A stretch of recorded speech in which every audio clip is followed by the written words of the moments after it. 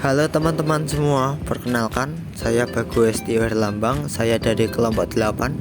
Saya di sini akan membagikan video tutorial bagaimana sih cara praktek atau cara untuk melakukan temu balik informasi dalam mencari informasi pada jurnal.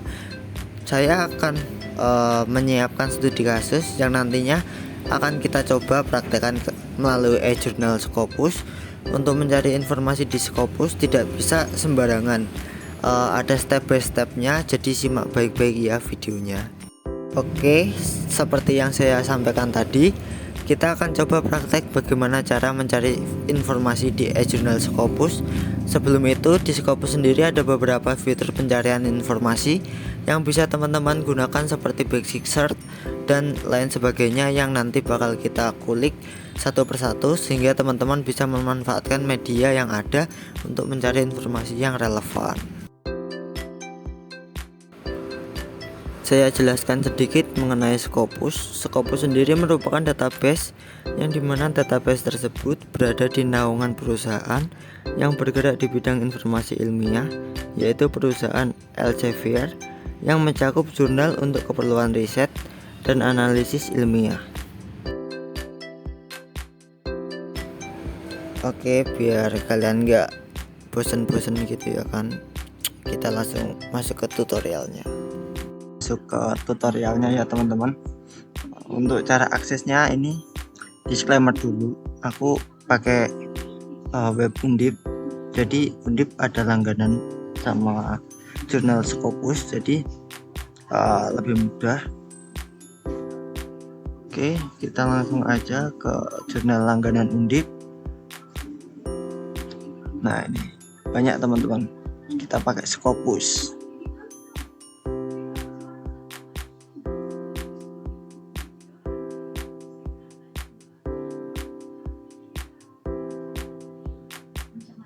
Nah, ini kita sudah masuk ke halaman utamanya. Ya, tampilan utamanya kayak gini teman-teman. Kita masuk ke yang ada di Scopus.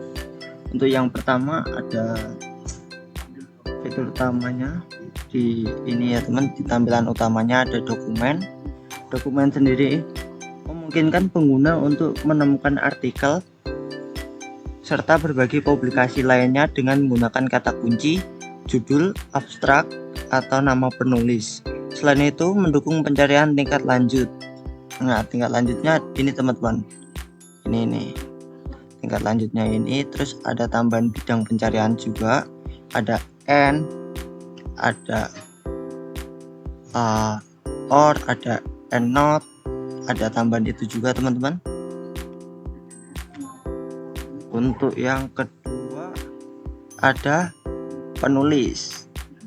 Nah, untuk fitur ini memungkinkan pengguna menelusuri profil penulis berdasarkan nama, afiliasi, atau Scopus ID. Fitur ini membantu penulis mengidentifikasi karya yang telah terindeks serta memperoleh informasi lengkap tentang penulis dalam database Scopus. Ada penemuan peneliti. Pengguna mencari dan mengenali peneliti berdasarkan bidang keahlian, publikasi, dan afiliasi. Untuk yang berikutnya ada organisasi. Merujuk pada fitur yang memungkinkan pengguna menelusuri, menganalisis, dan membandingkan institusi akademik, lembaga penelitian, atau organisasi berdasarkan jumlah publikasi, tingkat kolaborasi, serta dampak penelitian mereka. Untuk yang berikutnya ada kecerdasan buatan AI.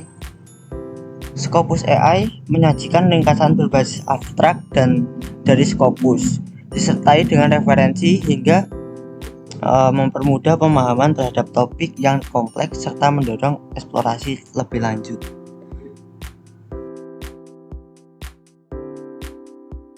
Adalah identifikasi query. Saya memiliki query yaitu Information Literacy and the Role of Librarians. Karena kedua konsep ini memiliki keterkaitan erat dalam dunia ilmu perpustakaan dan informasi. Informasi literacy atau literasi informasi mengacu pada kemampuan individu dalam mengenali kebutuhan informasi, mencari, mengevaluasi, serta menggunakan secara efektif dan etis. Kemampuan ini menjadi semakin penting di era digital, di mana informasi tersebar luas dan tidak semuanya dapat dipercaya. Sementara itu, the role of librarians atau peran pustakawan mencakup berbagai aspek, termasuk sebagai fasilitator pembelajaran, pendukung penelitian, serta pembimbing penggunaan dalam navigasi sumber informasi yang kredibel. Pustakawan tidak hanya bertugas mengelola koleksi, tetapi juga berperan dalam meningkatkan literasi informasi bagi masyarakat dan akademisi. Sebagai mahasiswa ilmu perpustakaan dan informasi, kami memahami bahwa pustakawan memiliki kontribusi besar dalam membantu mengembangkan keterampilan literasi informasi.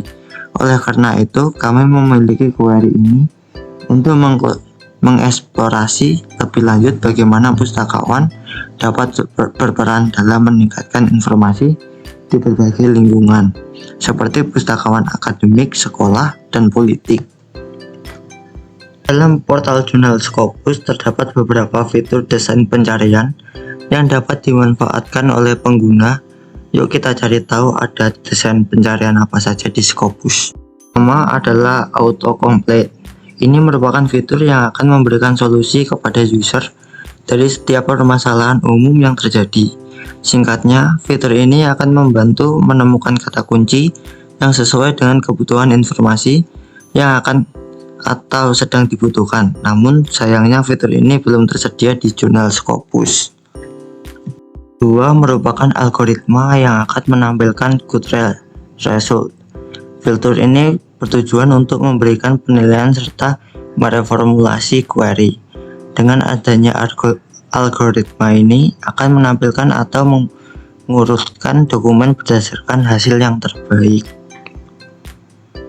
Yang ketiga, sebuah fitur yang memungkinkan melakukan pencarian beberapa literatur dalam satu waktu yang bersamaan. Fitur ini nantinya akan menemukan beberapa informasi seperti tahun terbit, abstrak, yang berasal dari berbagai sumber.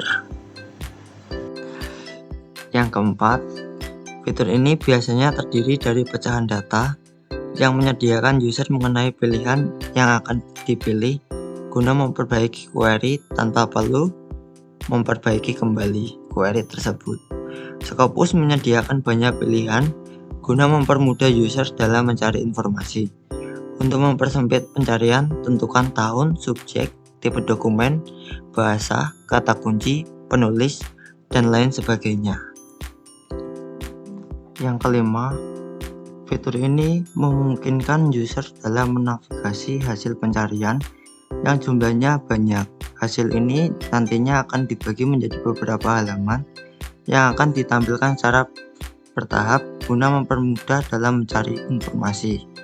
Dalam portal jurnal Scopus, biasanya fitur ini terletak di bawah pojok kanan setelah dokumen-dokumen yang dipanggil muncul. Di Scopus terdapat 10-20 opsi 10-200 opsi tampilan dari dokumen yang terpanggil. User bisa menyesuaikan option mana yang akan dipilih.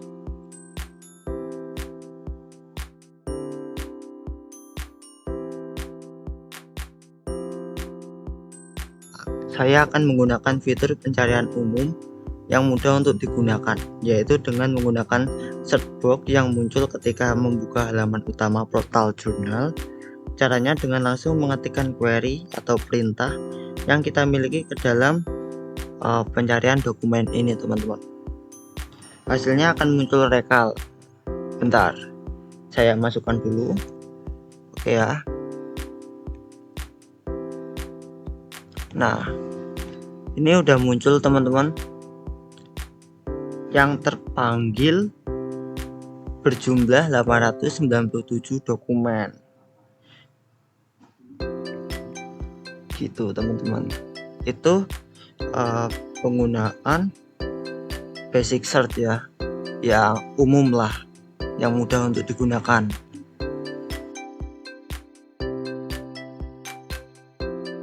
Untuk cara yang kedua, menggunakan desain pencarian beberapa pilihan fitur untuk memperkecil rekal dengan hasil yang lebih spesifik. Misal saja menggunakan boolean operator, lalu tujuan pencariannya terdalam judul, abstrak, author, dan lain-lain. Kemudian dapat diatur pula ingin merekal dokumen yang dipublis dari tahun berapa sampai dengan tahun berapa. Jadi gini teman-teman, ini saya udah memberi query yang tadi. Di sini kita ganti ini menjadi title, yang ini jadi abstrak.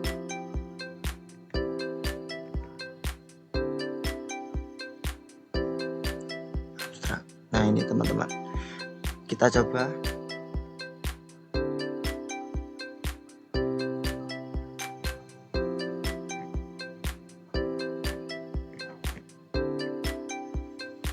Untuk jumlah yang terpanggil ada 209 dokumen.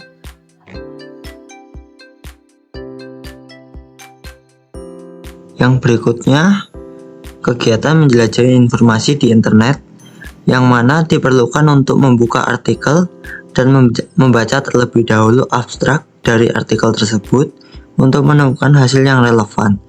Cirinya adalah ketika kita belum mengetahui secara spesifik kebutuhan informasi yang kita perlukan, atau dengan kata lain kita belum memiliki query. Karena misal teman-teman belum memiliki query atau perintah, teman-teman bisa klik bagian atas ini, sumber. Teman-teman bisa masukkan, pilih apa yang kebutuhan informasi kalian yang ingin kalian cari,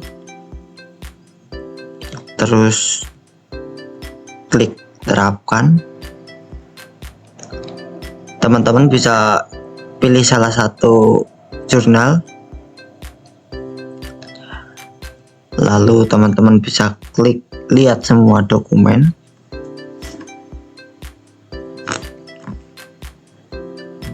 Dan dokumen yang terpanggil adalah 421. Untuk melihat artikel tersebut relevan, teman-teman bisa baca abstraknya.